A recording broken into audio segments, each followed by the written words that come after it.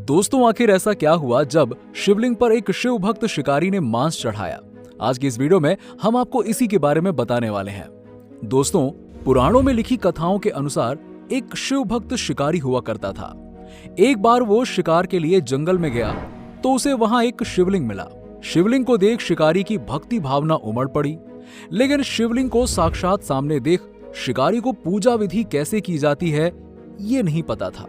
शिवलिंग पर क्या चढ़ाया जाता है, इन सब के बारे में उसे कुछ भी नहीं पता था। वो तो बस अपने भोलेपन में था।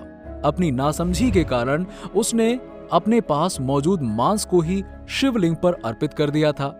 खुशी खुशी घर की ओर लौट गया, ये सोचते हुए कि भगवान भोलेनाथ ने उनके चढ़ावे को स्वीकार कर लिया। जिस मंदिर के पास वो शिवलिंग था, उस मंदिर की देखभाल एक ब्राह्मण किया करता था तथा मंदिर से कुछ ही दूरी पर वो अपने परिवार के साथ रहता था। जब वो सुबह मंदिर में पूजा करने पहुंचा तो शिवलिंग के बराबर में मांस का टुकड़ा पड़ा देखकर वो हैरान हो गया। उसने सोचा कि ये जरूर किसी जानवर का काम होगा। उसने मांस को हटाकर शिवलिंग तथा पूरे मंदिर को जल से पवित्र कर दिया तथा मंदिर में पूजा पाठ का कार्य संपन्न किया और वापस अपने घर लौट आया। अगले दिन फिर वही शिकारी और ज्यादा मांस लेकर आया और भोलेनाथ को अर्पित कर दिया। मांस को शिवलिंग पर अर्पित करने के बाद जब उस शिकारी ने मंदिर की ओर देखा तो सोचा क्यों ना इस मंदिर की भी सफाई की जाए। लेकिन सफाई करने के लिए उसके पास कोई बर्तन भी नहीं था जिससे वो नदी पर जाकर जल ला सके। इसीलिए वो अपने मुंह में पानी भरकर लेकर आया और शिवलिंग तथा मंदिर पर डालकर सफाई करने लगा। जब ब्राह्मण दोबारा मंदिर में आया तो शिवलिंग पर दोबारा मांस का चढ़ावा देखकर बहुत क्रोधित हुआ और वो समझ गया कि ये किसी जानवर का नहीं बल्कि किसी इंसान का काम है। उसने दोबारा से शिवलिंग तथा पूरे मंदिर को शुद्ध किया, पूजा पाठ किया और घर वापस चला आया। लेकिन जब वो अगले दिन फिर से आया तो उसे फिर से शिवलिंग पर चढ़ा हुआ मांस देखा। ये सब देखकर वो रोने लगा तथा शिव जी से हाथ जोड़कर कहने लगा कि हे भोलेनाथ, आप इतना अपमान क्यों सह रहे हो? ब्राह्मण के इतना कहने पर शिवलिंग से आवाज आई कि जिसे तुम अपमान मानते हो ये मेरे एक भक्त का अर्पण है। मैं उसकी भक्ति से बंधा हुआ हूं। वो जो भी अर्पित करता है मैं खुशी खुशी स्वीकार कर लेता हूं।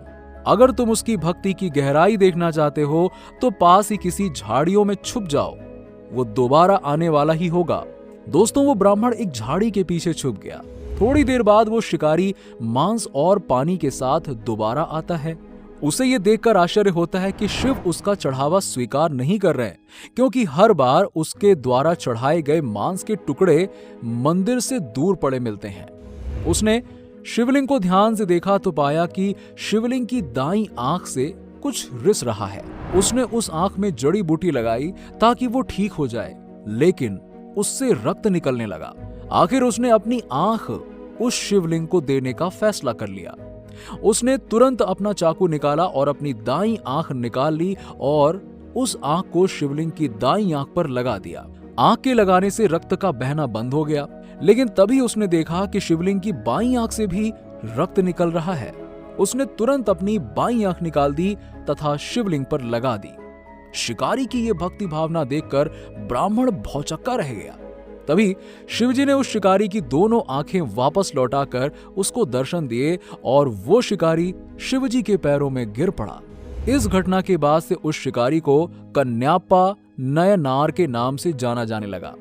कन्याप्पा नयनार यानी कि आंखें दान करने वाला शिव भक्त। इसके बाद ब्राह्मण ने भी भगवान भोलेनाथ से उसके द्वारा कहे गए शब्दों के लिए माफी मांगी तथा कहा कि इस शिकारी की भक्ति के सामने मेरी भक्ति तो कुछ भी नहीं है देव, मैं इसकी भक्ति को नमन करता हूं। महादेव ने इस घटना के माध्यम से संसार को यह शिक्षा प्रदान की कि हम सभी मानव को समझना चाहिए कि भक्ति के अंदर भक्ति भाव का होना सबसे जरूरी है, ना कि दिखावा और फल की इच्छा की लालच। शिव जी भोलेनाथ इसीलिए कहे जाते हैं क्योंकि वो अपने भक्तों की भक्ति सरल से सरल माध्यम से भी स्वीकार कर लेते हैं। बस उसकी भावना और भक्ति शुद्ध और निस्वार्थ होनी चाहिए। तो दोस्तों, ये कहानी सुनकर आपको पता चल गया होगा कि किस प्रकार से भगवान भोलेनाथ भोले हैं और कितने दयालु हैं।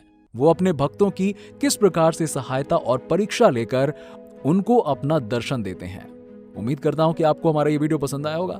अगर आपको वीडियो पसंद आया हो तो इसे लाइक करें, शेयर करें और हमारे चैनल पर सब्सक्राइब कर लें। मिलते हैं आपसे नेक्स्ट वीडियो में, तब तक के लिए नमस्कार।